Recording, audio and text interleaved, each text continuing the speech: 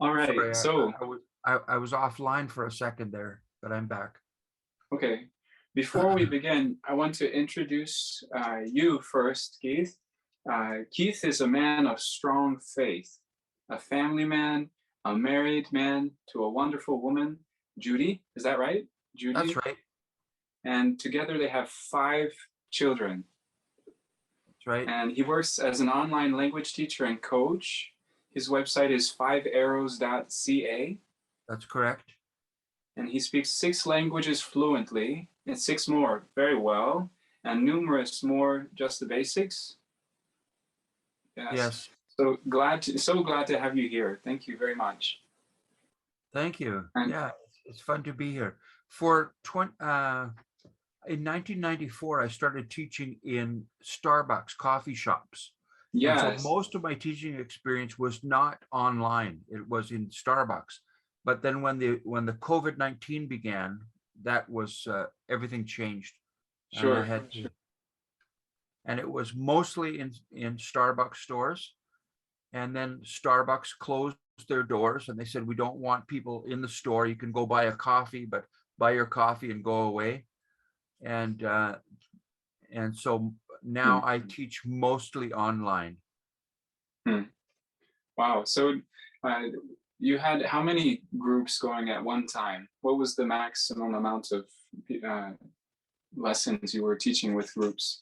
I was teaching, the most I ever taught myself was 17 classes per week.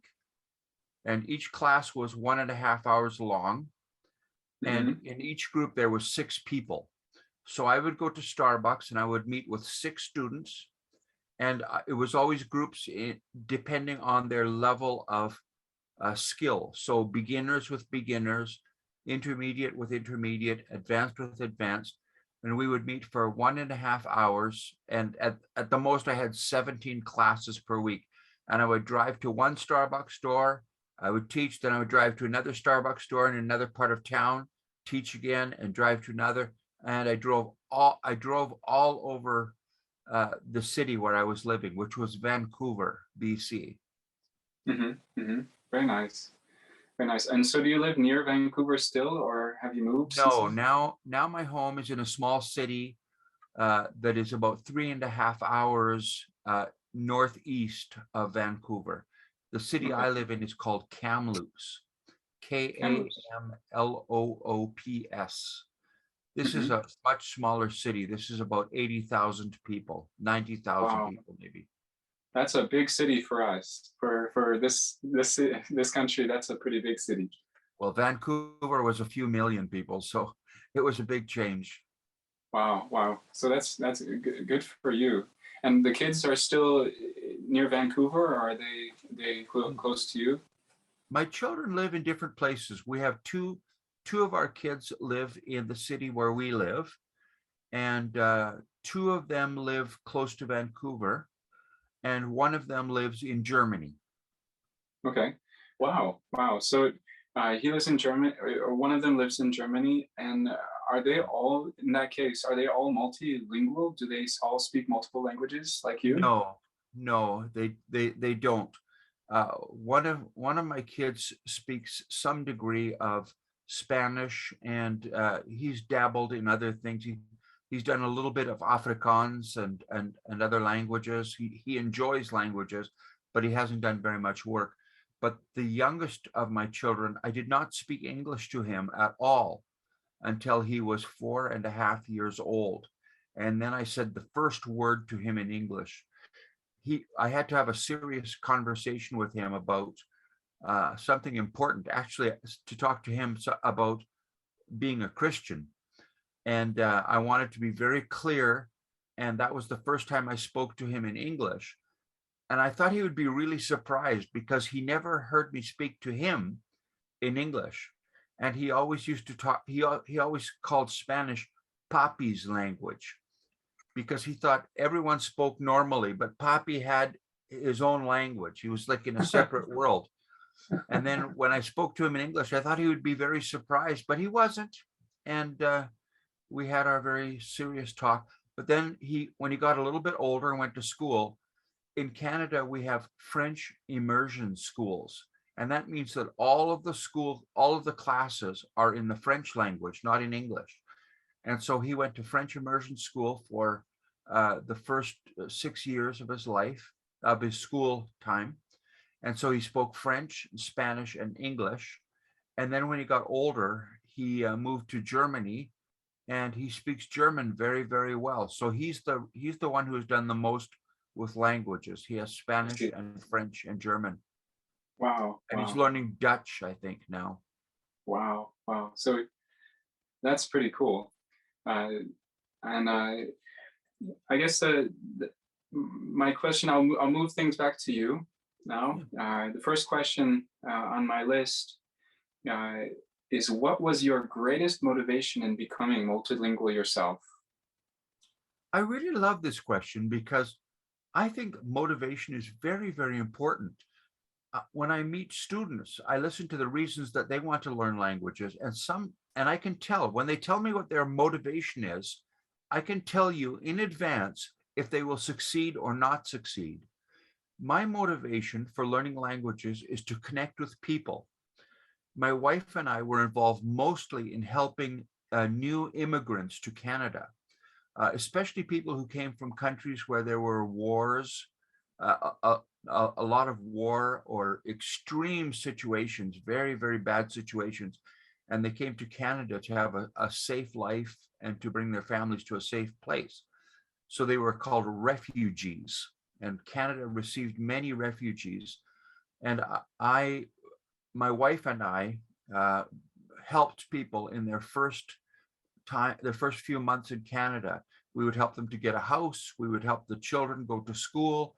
We would help the people find jobs, and we would have them in our house many, many times. Our house always had people in, we always had people in our house who were from other countries.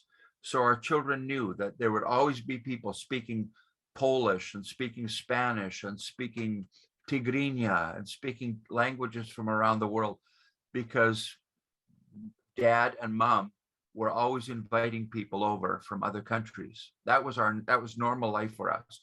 So my connection, my reason, my motivation for learning languages is to connect with people. And I think that if you are learning a language so that you can connect with people that you love, people that you care about, you can succeed. And if you're trying to learn a language so that you can make money, I don't think you will succeed. I don't think it's enough. And sometimes people learn English because they know somebody that they care about, but also sometimes they're interested in English because they're interested in culture, the culture that English uses. So American culture, Canadian culture, British culture, and they want to connect with the people who speak this language, and that works. But if you don't care about people, I don't believe you can be successful. Hmm. Thank you. Very good. So that really connects with the video series you have on your YouTube channel. I heard you say that several times. That's really the reason I wanted to get in touch with you. Is I think that's very powerful, and it can change the way people think about learning a language. Is that it's really, that's the key. I believe you see it as the key uh, Yes, to learning a language, is actually to choose a people that you can come in contact with, that you yes, can actually, and those are the people that you want to reach or communicate yes. with, start a conversation with, the people you have around you, and the people you care about. Exactly. And that also explains why sometimes people who are very successful in school are not successful with languages. They're very, very smart, but they don't understand that being smart is not what makes you successful. It's having a social connection, having a, I think it's more than that. I think it's having a love relationship, maybe with, you want to talk with your baba in Ukrainian, or you want to talk with your new girlfriend from Mexico or whatever.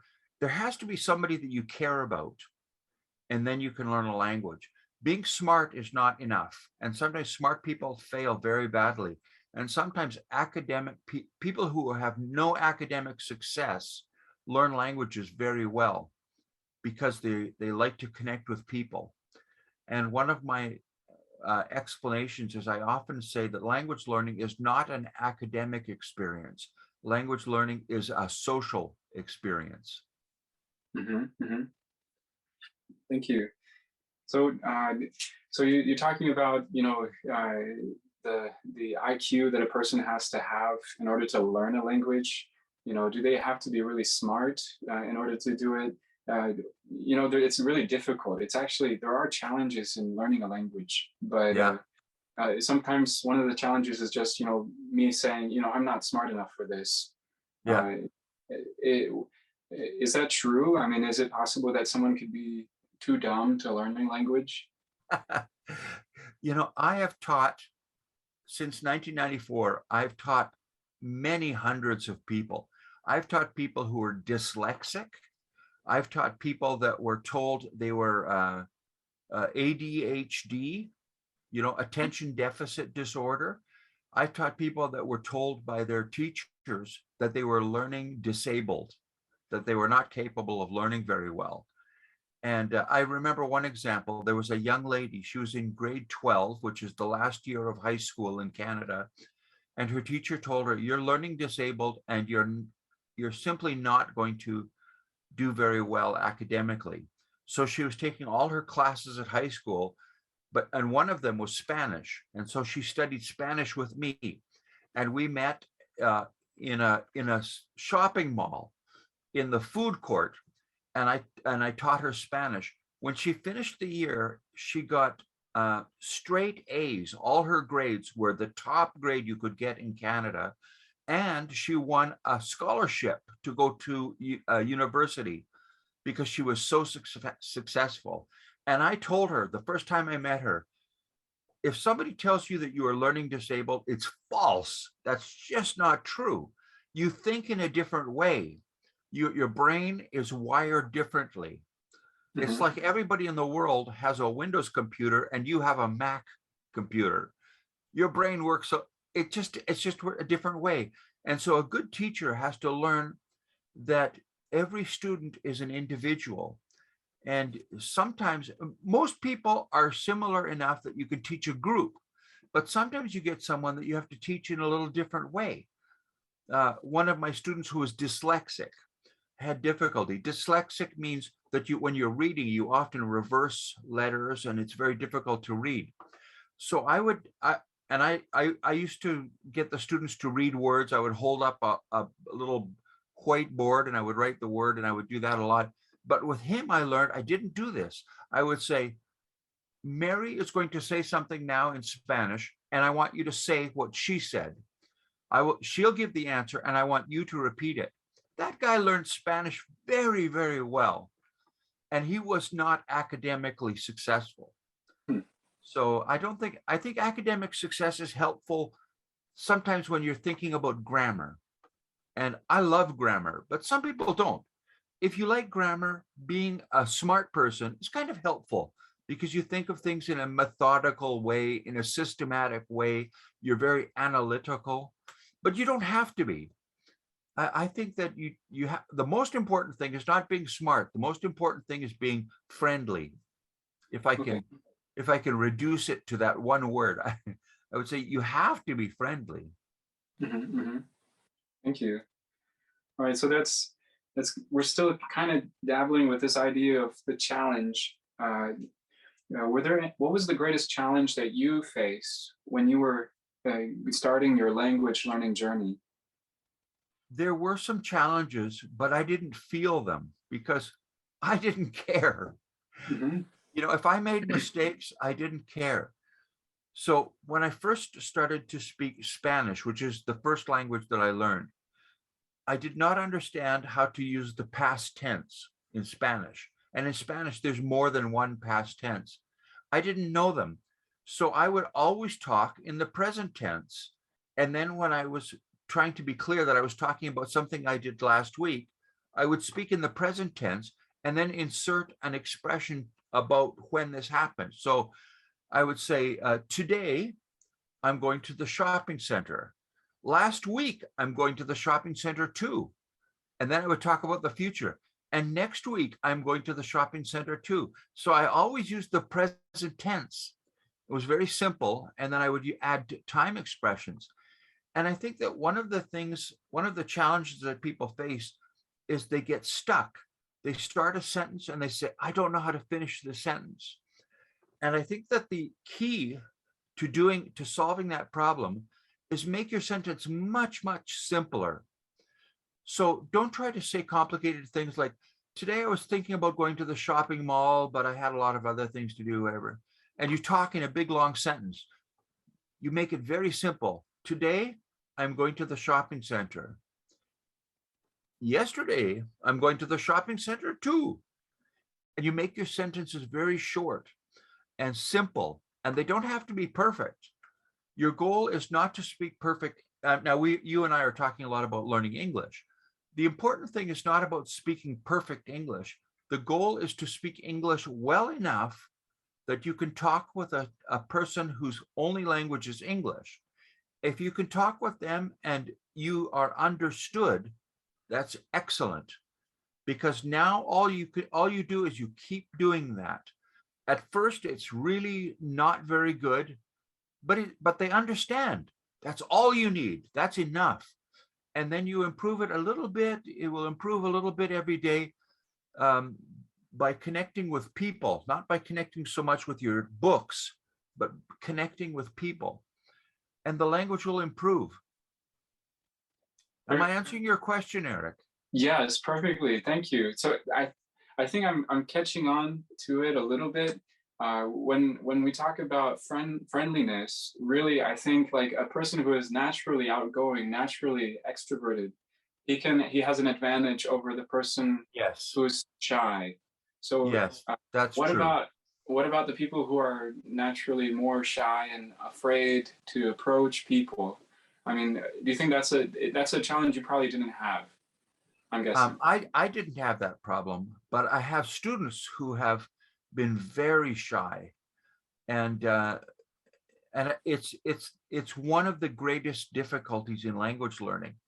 But there are ways to overcome it. So one of the helpful things is to anticipate the conversation that you will have. So if you know that today you're going to meet some new people who speak English, you know already what you're probably going to say. You're going to introduce yourself. You're going to ask them about their name, their family, what country they're from. And so you don't have to be brave. You have to be prepared a little bit more.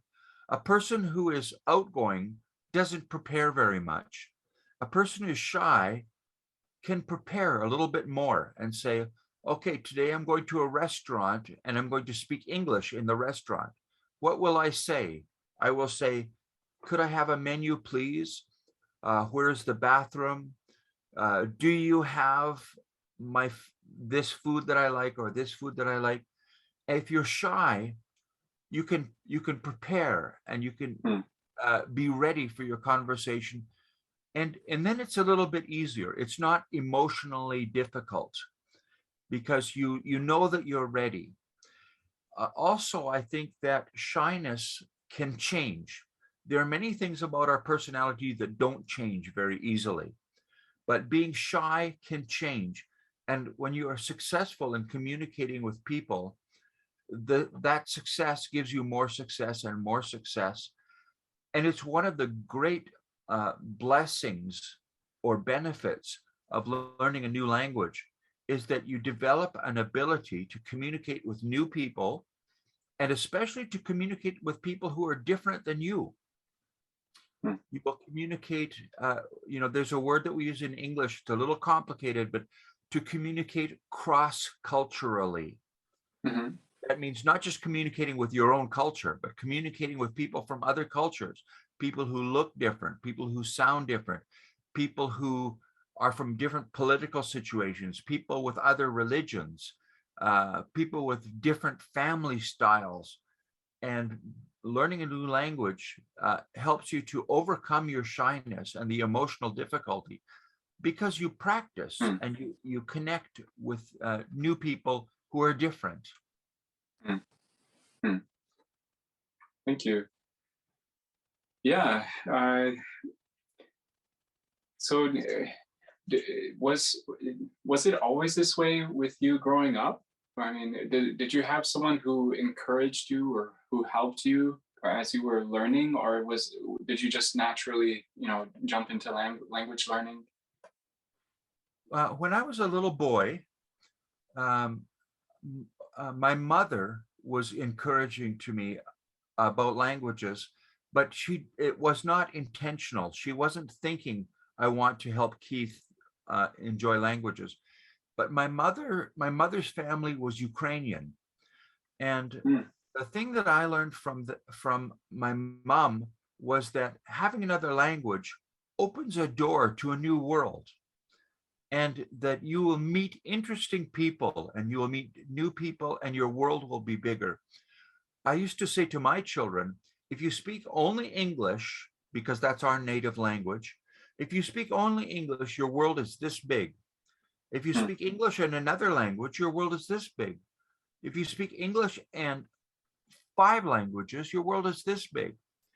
One of my friends in Canada, who is a very famous polyglot, he said, the world is like a beautiful castle, and people who speak only one language spend all their time in only one room of the castle. mm, They never see the rest of the castle. mm, I think that's a good explanation. mm. Thank you. So my mother was a motivation when I was a little boy, but when I became an adult, the great motivation was connecting with new immigrants coming to Canada. Okay. Okay.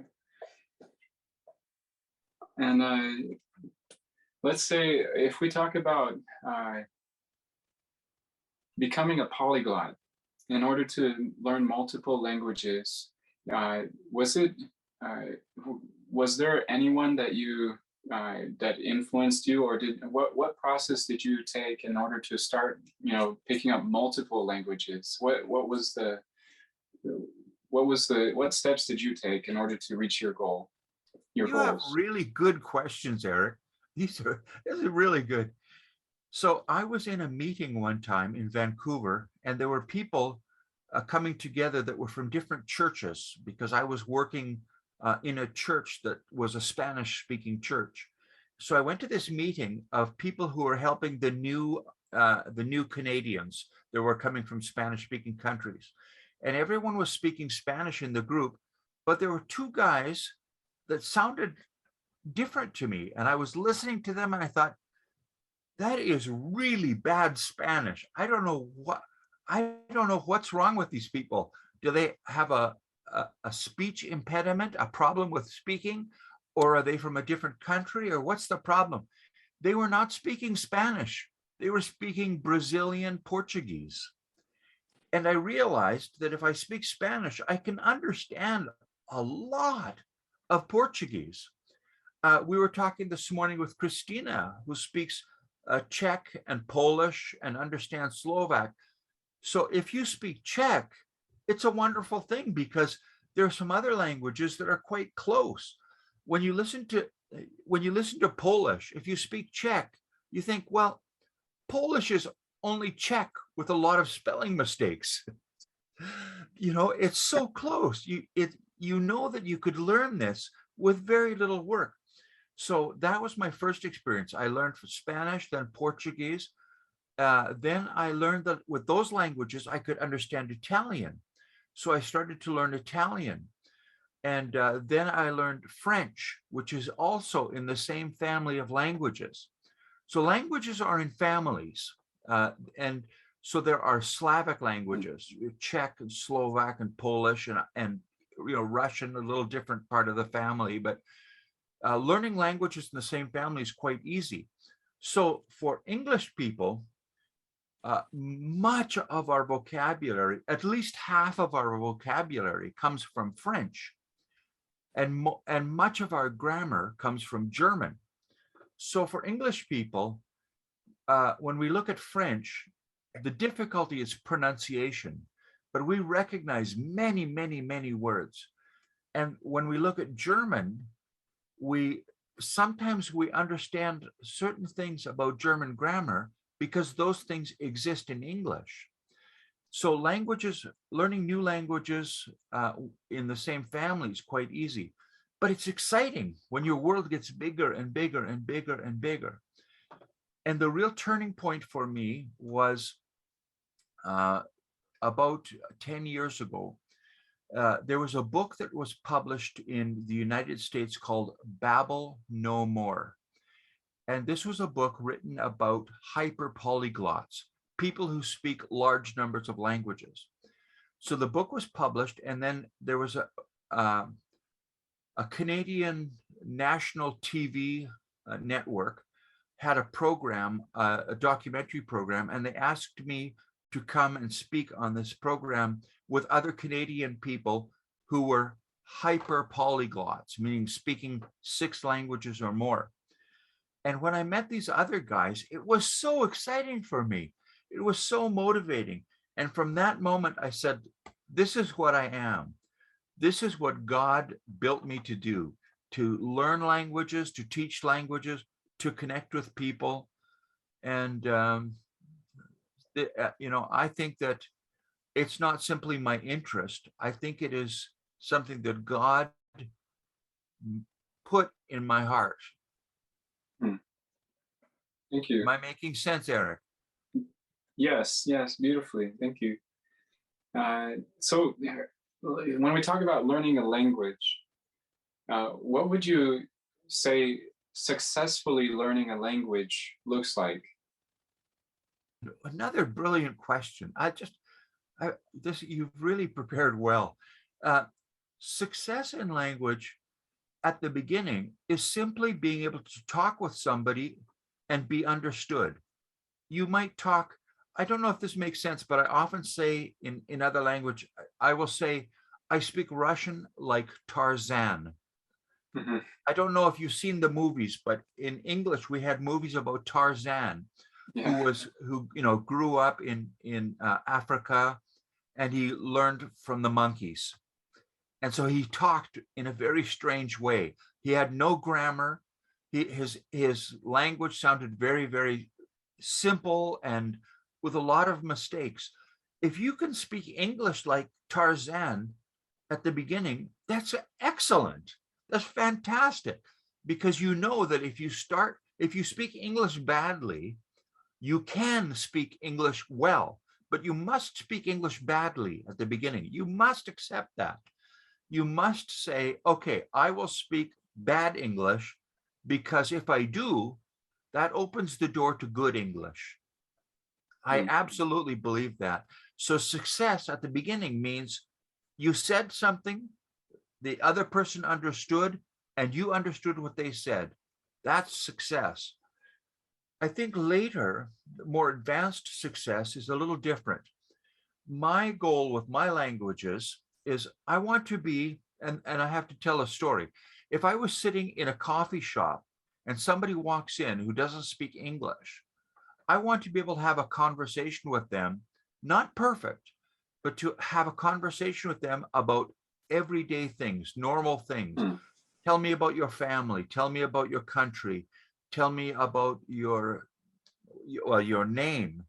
To be able to talk about those things with anybody. So if I am sitting in a coffee shop now and I hear somebody in the room speaking a different language, my wife knows that I will go and I will talk to them for sure. Or I will say, hey, come and sit with us. And I'll say, what is he? I don't say, I don't say, what language do you speak? Because they're working very hard to learn English, and I don't want to be disrespectful. So I usually say, now I hear you speaking English, but I hear a little bit of something else. Do you speak another language? And that is much more polite, I think. And then they'll say, yes, I speak English, but I'm from Czech Republic and my first language is Czech.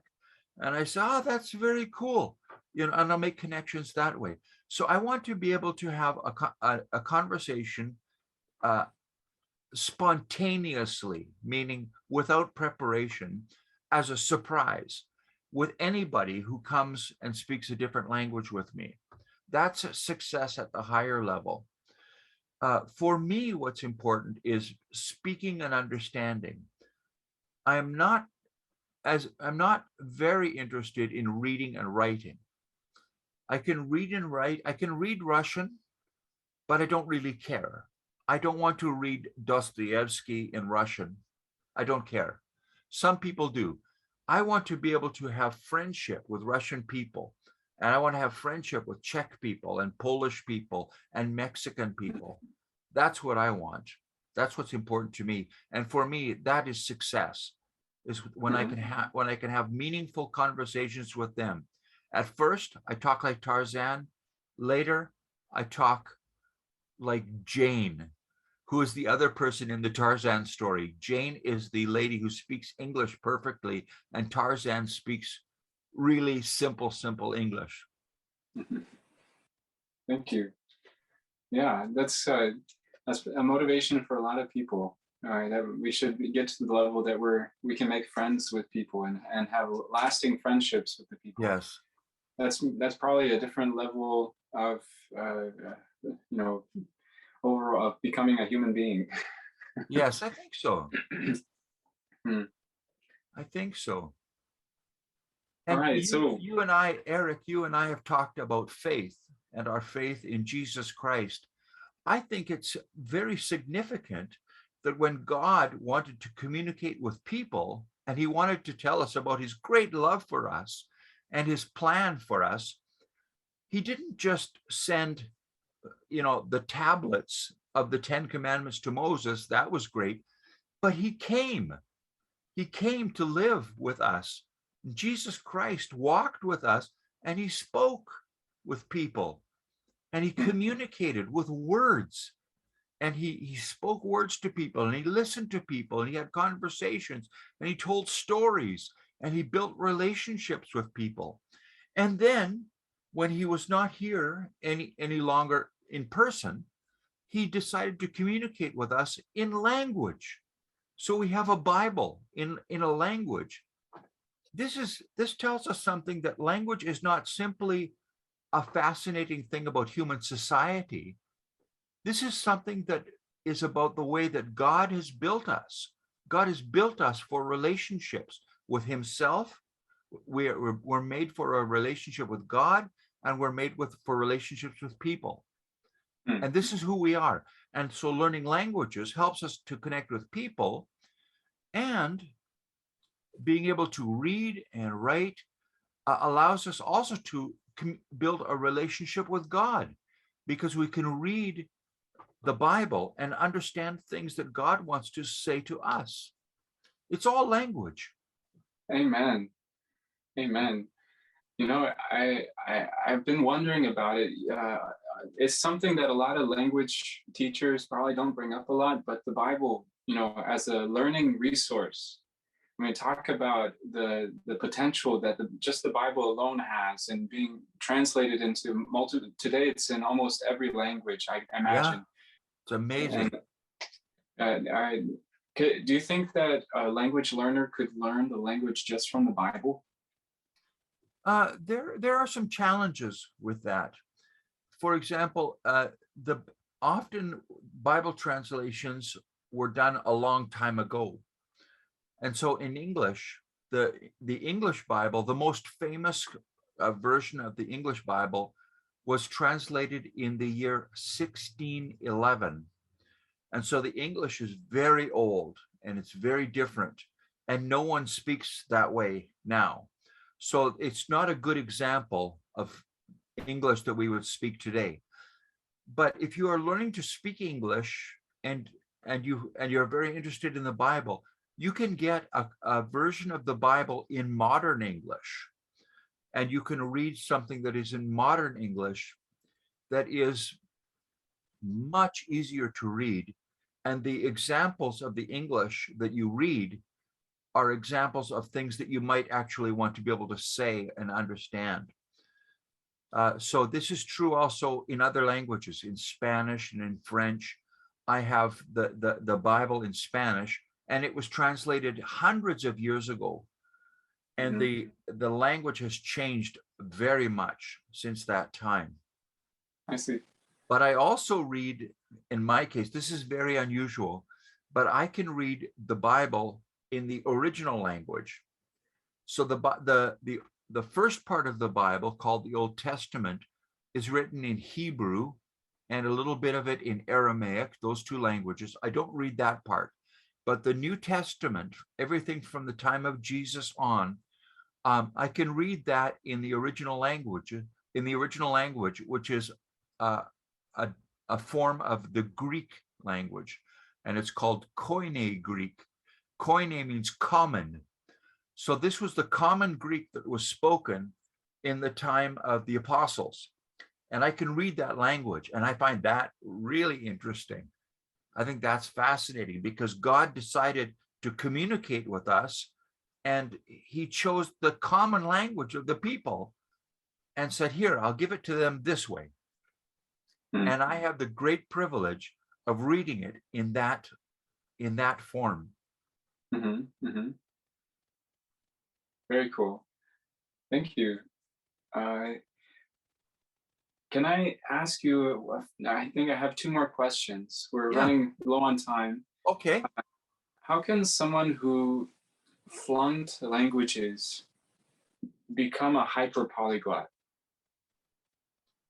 So becoming a hyper polyglot, learning many languages, not just one language or two languages, is it's easier as you get more and more languages.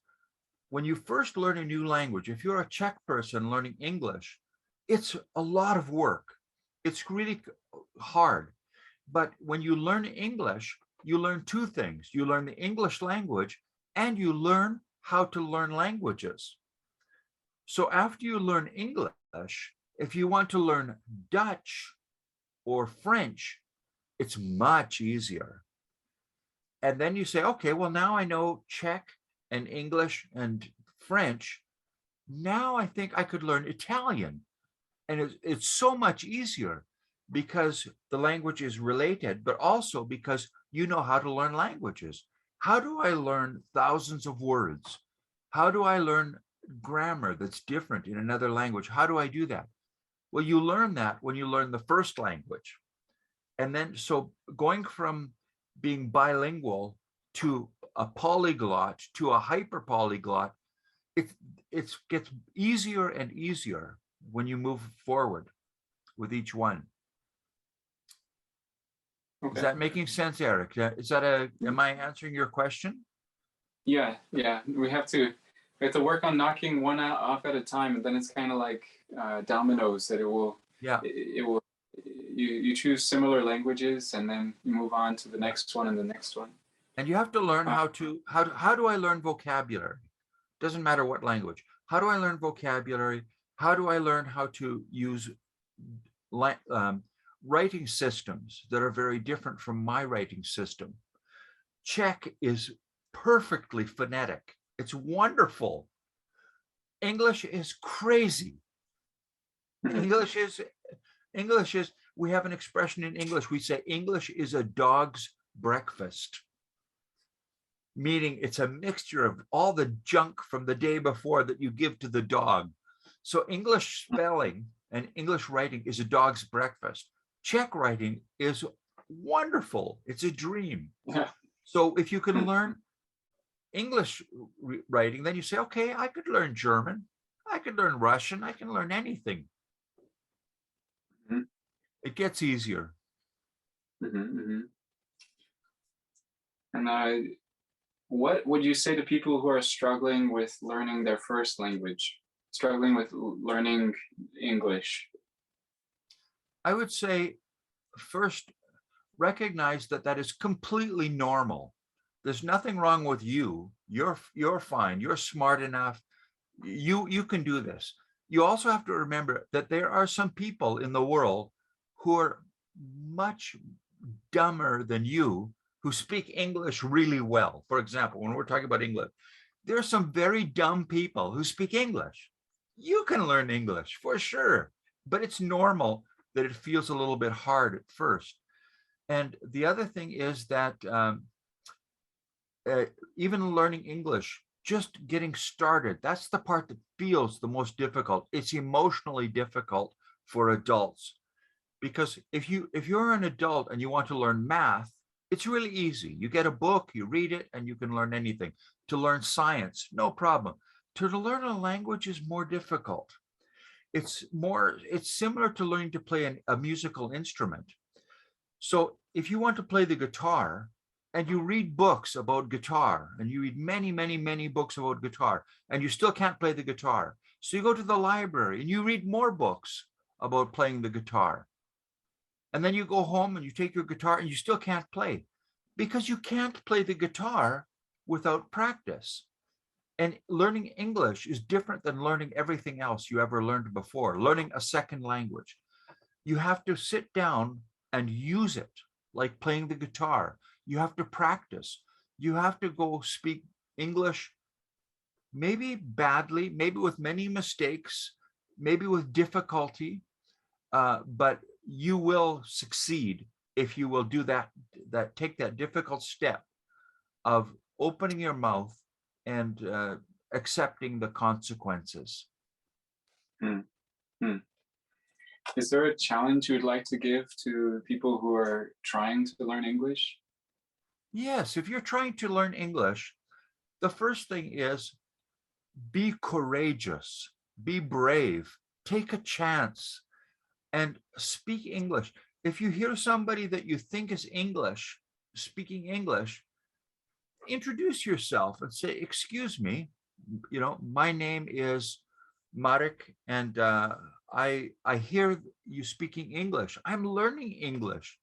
Uh, where are you from?" And make some kind of connection. I think you mentioned, no, you didn't. It was someone else was mentioning this morning, a man named Moses McCormick, who was in the United States. He was a Black man who spoke Chinese very, very well and many other languages. But one of his techniques is he would ask people for the time. He would walk up to someone and say, "Excuse me, do you have the time?" And he would say it to them. If you're in Czech Republic, you say it in Czech. "Oh, excuse me, what time is it?" I don't know how to say that in Czech. "What time is it?" And they answer and say, "Oh, do you speak English?" And that was his way of making contact. Step number one is make contact with people. Maybe they're not your close friends, but make contact, and then build some friendship. Maybe have coffee together.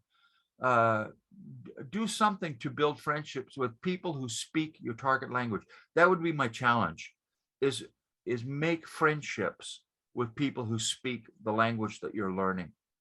Thank you. That was very practical. Thank you. Good. Very good. So before we turn to our audience for any questions, let me talk about, I have one quick question. 5arrows.ca. 5 arrows. Is that from your 5 children? The 5 arrows? Is there a connection? It is a connection with my 5 children, because in the Bible, I think it's Psalm 127, it says, "Blessed is the children are a heritage from the Lord. Blessed is the man whose quiver is full of them." And a quiver is a little thing that an ancient soldier in long ago time would carry on his back to carry his arrows. And I read somewhere that they normally had 5 arrows in their quiver.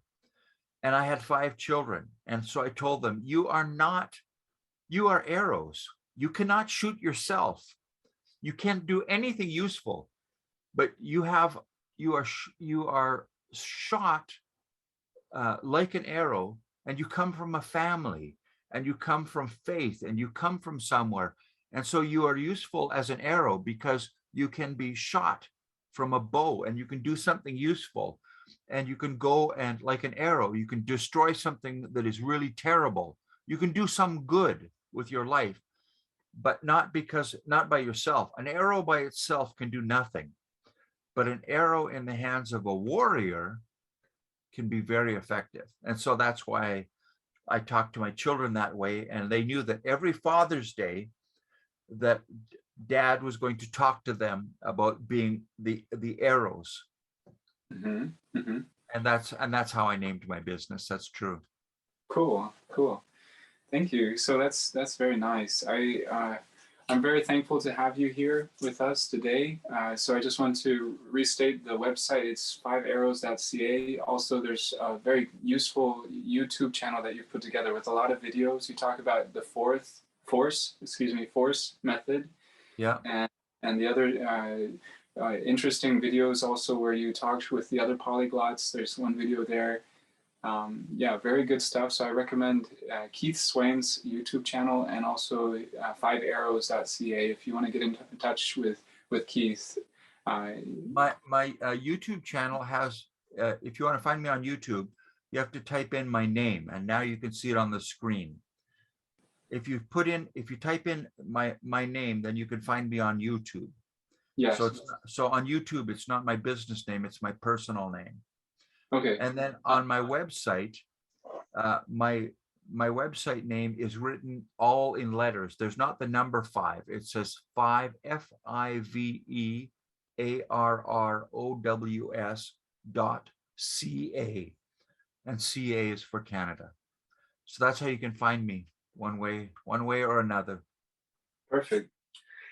All right, thank you. So now, Christina, you're our only guest here. Do you have any questions? No, I don't have any questions, but it was very nice to listen this interview. It's nice to meet you online, Christina. This is fun. I wish that the next step, I would like the next step would be to have coffee with you in a coffee shop in your city. That would be the perfect conclusion to this meeting. Yeah, thank you. that would be fun, and we would talk about Czech language, Polish language, English language. It would be very, very interesting. Did you find English difficult to learn, Christina? No, you know, I really love English, but Yes. I really shy to speak English. Really shy. Yes. I don't have problem with Russian or with Polish, but with English I have big problem, because when I was younger, somebody told me that I can't řekne vyslovit. Eriku, vyslovit. Pronounce TH. And since that time, I blocked myself and I didn't speak English. That's a very funny story. When I was in school in grade 8, so in Canada, I would be about 14 years old. I had to take French in my school because in Canada, normally we learn French as the second language. And my French teacher called me to her desk after the class, and she said, "Keith, I need to speak with you. I'm going to put you forward to the next grade in school, but you are terrible. You are terrible at languages. I don't think you could learn another language. I don't want you to feel bad." She said, "I think you'll probably you're very good at something. Maybe you'll be very good at music, or maybe you'll be very good at art or something, but you will not be good at languages. So I'll put you to the next grade, but you must promise that you will not take another language because you're terrible at languages." And I felt kind of bad. And then I went to the next grade in my school, but they changed the rules. And I had to take a language. The rule was everyone takes some language. And so I thought, now what do? I can't take French because my French teacher told me that I cannot learn French. And I'm not going to take Spanish because there was nobody in the class. So I took German. I had to take some language. And my German teacher was very, very good. And he helped me to understand grammar. And that helped me to learn all the other languages that I learned later. When I was in the last year of high school, I took one semester of Spanish, And my Spanish teacher called me to his desk after the class, and he said, Keith, you are very good at languages. I think you could learn to speak Spanish very well, and maybe some other languages. And everything in my heart changed. And then I knew, I think I can learn languages. When I finished high school, after grade 12, I met my wife. I was only 18 when I met my wife. And I met her in 3 weeks after I met her for the first time. We were engaged to be married. And so I finished high school. My teacher said I could learn many languages. I got married. And the first thing my wife and I did was help refugees coming to Canada and speaking other languages all the time. So this is our life. It's multilingual. But your story is fantastic. The teacher said you can't learn English. And right now, you and I are talking in English. No, a little bit. Oh, your English is fine. It's great. Your English is fine. There's no problem. There's always more to learn. English is my language, my first language. And there are some parts of English that I don't know yet. If we want to talk about quantum mechanics, or if we want to talk about fixing cars, I don't know all the words, so I will learn them. But so you say, well, I don't know everything in English. You don't have to, but you can say, I speak English well enough. I can talk with anybody. I want to speak better. I want to have a perfect accent. I want to read books. Okay, that's a good thing. But your English is fine. I just think it's very funny that somebody told you that your English, you couldn't pronounce English very well. You are speaking, your English sounds very good to me. And this is my language. So that's what I hear when you speak English. You have no difficulty talking with English person. Thank you so much. And where do you use English, Christina? When do you get an opportunity to speak in English? When I studied in Ukraine, so there was so many nations, so I had opportunity to speak English. Yes.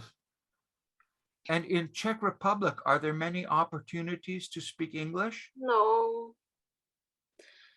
Now I have no opportunities to speak English. So Eric, if somebody is living in Czech Republic and they want to use their English, and you wanted to give them some opportunities, where could they speak English?